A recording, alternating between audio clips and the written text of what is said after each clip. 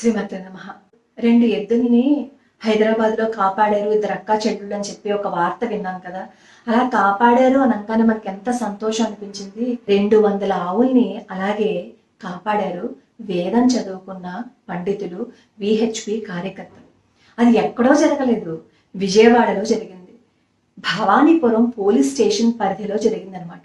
నిన్న రాత్రి 9 గంటల నుంచి ఈ రోజు పొద్దున్న 5 గంటల వరకు నిద్ర లేకుండా రోడ్డు మీద అలాగే ఉండి ఆ 200 ఆవుల ప్రాణాలు కాపాడారు.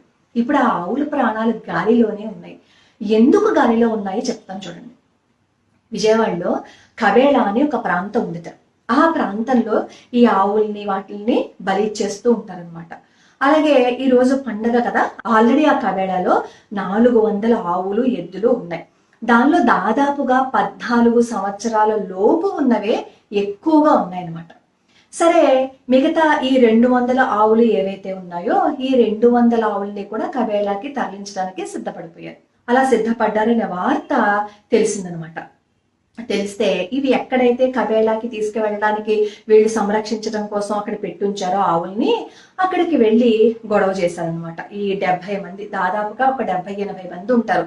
వేదం చదువుకున్న అర్చకులైతే, పురోహితులైతేనేమి, విహెచ్పి కార్యకర్తలైతేనేమి, వీళ్ళందరూ ఈ ఆవుల్ని ఎప్పుడైతే సంరక్షించడానికి అక్కడికి వచ్చారో అవతల వాళ్ళు ఊరుకోరు కదా, మరి వారికి ఈ రోజు పండగ కదా, మరి వీళ్ళని చంపేయాలి కదా, అందుకని చెప్పి వీళ్ళతో గొడవ పడ్డానికి వచ్చేసారు. వీళ్ళిద్దరికి మధ్య ఘర్షణ జరిగింది. బయట నుంచి చూసే వాళ్ళు ఏమనుకుంటారు, ఇదేదో మతానికి సంబంధించిందేమో అని అనుకుంటారు. కాదు, ఆవుల్ని సంరక్షించడం కోసం జరిగిన గొడవ అనమాట. ఈ 70 మంది మీదకి దాదాపుగా 300 మంది వచ్చారు. ఎంతమంది వచ్చారు చూడండి. నిన్న ఒక ఆవుని రక్షించడం కోసం హైదరాబాద్ లో జరిగిన గొడవకి ఎవరైనా మన వాళ్ళు వెళ్ళారా ఇద్దరు ఆడపిల్లలకి సహాయానికి? అలాగే ఈ విజయవాడలో 70 మంది అక్కడ విహెచ్పి కార్యకర్తలు వీళ్ళందరూ ఆవులను రక్షించడం కోసం అక్కడికి వెళ్తే వీళ్ళ మీద యుద్ధం చేయడానికి, దాడి చేయడానికి దాదాపుగా 300 మంది అటు నుంచి వచ్చారు అంటే ఒకసారి ఆలోచించండి ఎవరిలో ఎంత కట్టుబాటు ఉంది అనేది. అయితే ఈ ఆవుల్ని వధించడానికి తీసుకువెళ్తున్నారు అని చెప్పి వీళ్ళు కంప్లైంట్ ఇచ్చారనమాట. అవతల వాళ్ళు ఏం చేశారు అంటే, మేమేమో ఈ ఆవుల్ని కొనుక్కున్నాము, ఇప్పుడు మేము తీసుకువెళ్ళాలి, మా పండగ జరుపుకోకుండా వీళ్ళు చేస్తున్నారని చెప్పి యుద్ధానికి వెళ్లారు. ఇలా గొడవ జరుగుతుంటేనేమో రక్షక భటులు వచ్చారు. విషయం ఏంటి అని చెప్పి చాలా తొందరగా స్పందించేశారనమాట. ఒక 2-3 గంటల తర్వాత ప్రస్తుతానికి ఈ ఆవులు పోలీసుల సంరక్షణలో ఉన్నాయి. బహుశా ఈ 2 రోజులు ఈ పోలీసుల సంరక్షణలో ఉంటాయేమో, తర్వాత ఏం జరుగుతుంది అనేది తెలియదు. కాబట్టి దయచేసి స్పందించండి, ఈ వీడియోని వైరల్ చేయండి. రాజకీయ నాయకులకి కూడా చెప్పారట, వాళ్ళు కూడా ఆ చట్టం ఏం చేస్తుందో దాని ప్రకారం మీరు చేసుకోండి అని అనుకున్నారు, దులిపేశారు. ఎందుకంటే ఒక ఆవు ప్రాణం కదా, అదే మనకి ఏదైనా కష్టం వచ్చినప్పుడు ఆవు చుట్టూ ప్రదక్షిణ చేయమన్నారు అనుకోండి, ఆవు ₹1,00,00,000 అన్నారు అనుకోండి, ఆ ₹1,00,00,000 పెట్టైనా సరే కొనుక్కుని తెచ్చుకొని దాని చుట్టూ ప్రదక్షిణ చేసుకుంటారు మన పెరట్లో కట్టేసుకుని. ఈ ఆవు వట్టిపోయింది కదా, ఈ ఆవుని చంపేస్తే వాళ్ళకి ఉపయోగం ఏముంది? ఏం ఉపయోగం లేదు కదా. అందుకే చట్టం ఏం చెప్తే దాని ప్రకారం చెయ్యండి అని అన్నారు.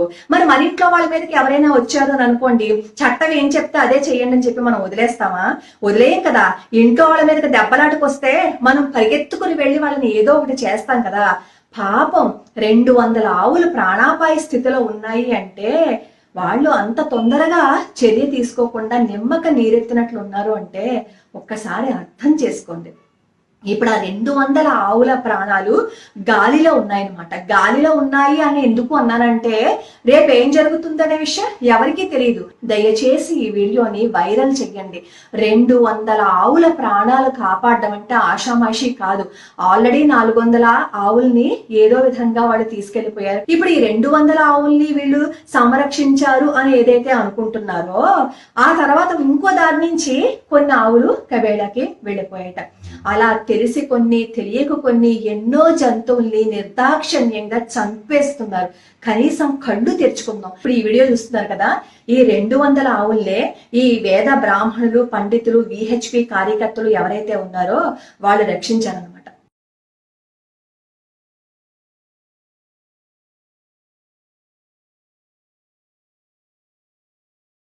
ఈ వీడియో ఏంటంటే నిన్న రాత్రి 9 నుంచి తెల్లవారుజామున 5:30, 6 వరకు రోడ్డు మీద కనీసం నిద్ర లేకుండా ఈ ఆవుల్ని సంరక్షించడం కోసం భగవంతుడిని ప్రార్థిస్తూ ఉన్న వేద పండితులు. ఈ వీడియోని వైరల్ చేయండి.